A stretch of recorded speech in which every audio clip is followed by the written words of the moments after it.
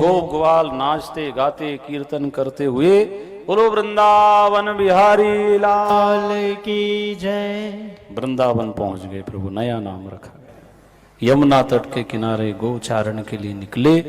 कंस को पता चला बकासुर नाम का दैत्य राक्षस को भेज दिया बगुले के रूप में, बड़ा विशाल शरीर। गोप ग्वालों ने कहा भैया कन्हैया ऐसा बगला तो आज तक नहीं देखा रे। हाँ तो बाद में दिखेगा भी नहीं, देख लो जी भर के। ये मामा जी ने खिलौना भेजा है। कन्हैया जी पास में गए, बगुले ने जो सांस खींची कन्हैया को भीतर कर लिया।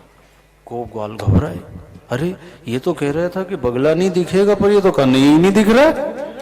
आवाज लगी, दाऊ दयाल दौड़ो दौड़ो दौड़ो। बलराम जी आए, क्या हुआ? अरे कन्हैया बगुले के पेट में चला गया। अरे ये बड़ा नटखट है, ये ऐसी जगह गया क्यों? अब कल से इसको साथ नहीं लाएंगे। अरे कल से नहीं लाएंगे पर आज तो हेरो। इधर कन्हैया जी अंदर बगुले के पेट में जाकर के योग अग्नि प्रकट करी। बगुला घबराने लगा, अरे मैं क्या अंगारा निकल गया? जल्दी से बाहर किया। जैसे प्रभु बाहर आए, चोंच पकड़ के बकासुर को चीर डाला, खत्म कर दिया। आकाश से पुष्पों की वर्षा, जय जयकार की ध्वनि। बोलो नंद के लाला की जय। बकासुर का वध किया। बाद में अघासुर नाम का राक्षस अजगर के रूप में आ गया। गोप ग्वाल गुफा समझ के उसमें घुसने लगे। कन्हैया ने रोका, अरे अंदर मत जाओ मत जाओ। पर जितना रोका उतना ही भीतर भरा रहे। अब वो अघासुर अजगर का मुंह इतना बड़ा था, जैसे अपना ये पांडा लगा है ना, इतना बड़ा ऐसा फैला हुआ। अब उसमें भीतर घुसते ही जा रहे। कन्हैया दौड़ कर गए, अघासुर ने अपना मुख बंद कर लिया और प्रभु ने अपना योग बल का सहारा लेके जो विराट रूप बढ़ाया, अंदर अघासुर का पेट चीर कर प्रभु बाहर आए। गोप ग्वालों को निकाला, सब बेहोशी की हालत में थे।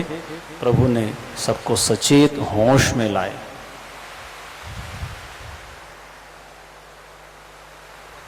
सुखदेव मुनि परीक्षित जी को समझाते हैं, राक्षस अनेक रूप धर धर के प्रभु की लीला में विघ्न पैदा करते, प्रभु सबको समाप्त करते जाते।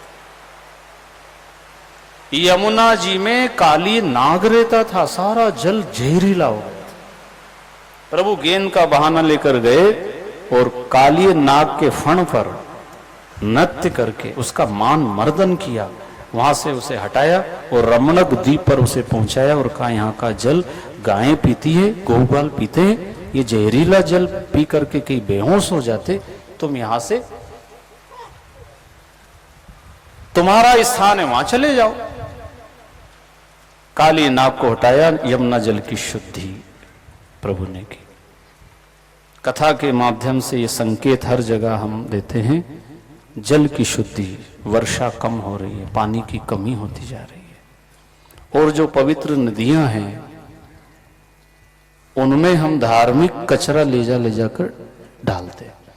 जैसे फूल मालाएं, पत्ते, बिलपत्र, हवन, यज्ञ, भस्म, ये सब ले जाते वो जल में छोड़ते हैं ना। किन किन ने छोड़े अभी तक? हाथ खड़ा करना। आया नहीं आया कोई? सभी ने छोड़े, मैंने भी छोड़े। पहले वाले ने सिखाया ऐसा, सब ले जा रहे माई में छोड़ दीजिए। अब नहीं करना। पहले पानी खूब होता था, बह के समुद्र में चला जाता था। अब जगह जगह बांध बन गए, पहले पानी कम गिर रहा है। तो भाइयों, पवित्र नदियों में पूजा का सामान या धार्मिक कचरा कभी नहीं डालना। फिर क्या करें भैया? खेत में डाल दो, गड्ढा खोद के गाड़ दो, झाड़ पेड़ के नीचे डाल दो। पवित्र नदियों में डालने से जल की अशुद्धि बढ़ती। अब अपने घर में तो फिल्टर का पीते हो, और वहां ले जाके सब कचरा वहां डाल देते हो। जो हमें शुद्ध करे, पवित्र करे, हम वहां गंदगी करते हैं धर्म के नाम पे। कि अमावस्या पूर्णिमा नहाने जाते हैं ना, तो महीने भर के जो अगरबत्ती की राख है, कोई तो खोखा भी धर ले जाते हैं। फूल मालाएं पत्ती सब तो भर दे रहे सब बोरी में। और कोई तो इतने समझदार है वो पड़ोसी का भी लेके जाए, ए तुम्हारे यहां भी वोट दे दो। अब अगर ले गए तो पाप लगेगा। कान खोल के सुन लेना थोड़ा ऐसा करके। और कोई दूसरा ले जाए वहां तो उनसे हाथ जोड़ के को भैया इसमें मत डालो, तो मेरे को दे दे। आप लेके आना, रोड किनारे कहीं गड्ढे में खेत में डाल देना, नर्मदा मैया आशीर्वाद देगी। अभी हम कथा करने गए थे पंढरपुर महाराष्ट्र, वहां चंद्रभागा नदी है, भीमा नदी चंद्रभागा बोलते हैं। वो बहुत महत्व उसका दर्शन का, जैसे अपन गंगा नर्मदा यमुना को सरयू जी को मानते हैं ना, ऐसा महाराष्ट्र में चंद्रभागा स्नान का बड़ा महत्व। इतनी गंदगी, एक दिन भगवान की कृपा से हम सब 2-2.5 हजार लोग थे, सब गए कि अपन सफाई करेंगे। तो वहाँ हम सफाई करने गए तो योग की बात, रात में कहीं से कोई ने पानी छोड़ दिया भैया, मतलब हमें कोई पता नहीं था। वो एकादशी का बड़ा महत्व है वहाँ महाराष्ट्र में। आषाढ़ी एकादशी पे तो 10-20 लाख लोग पैदल चलते हैं वहाँ, पंडर विट्ठलनाथ के दर्शन करते हैं। पर 12 महीना एकादशी का भी महत्व है। उस समय सब नहीं जाते, भीड़ ज्यादा के कारण, तो हर महीने की एकादशी में तो हम गए, योग की बात, एकादशी पड़ी तो नगर प्रदक्षिणा की और चंद्रभागा सफाई का हमने मन बनाया कि भाई अपनों को करना है। रात में क्या ईश्वर की ऐसी व्यवस्था रही, इतना पानी आया सारा कचरा बह गया।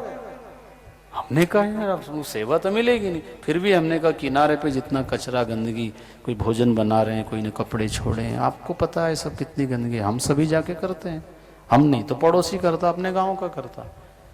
तो वहाँ हमने कथा में भी वो 2-4-10 बड़े जो महात्मा थे उनसे प्रार्थना की कि आप सब इतने भक्त लोग आते हैं, उनको प्रेरणा दो कि 1-1 घंटा सफाई भी करो। रोज करेंगे तो गंदगी का ढेर ही नहीं लगेगा और आगे से ये काम यहाँ ना हो।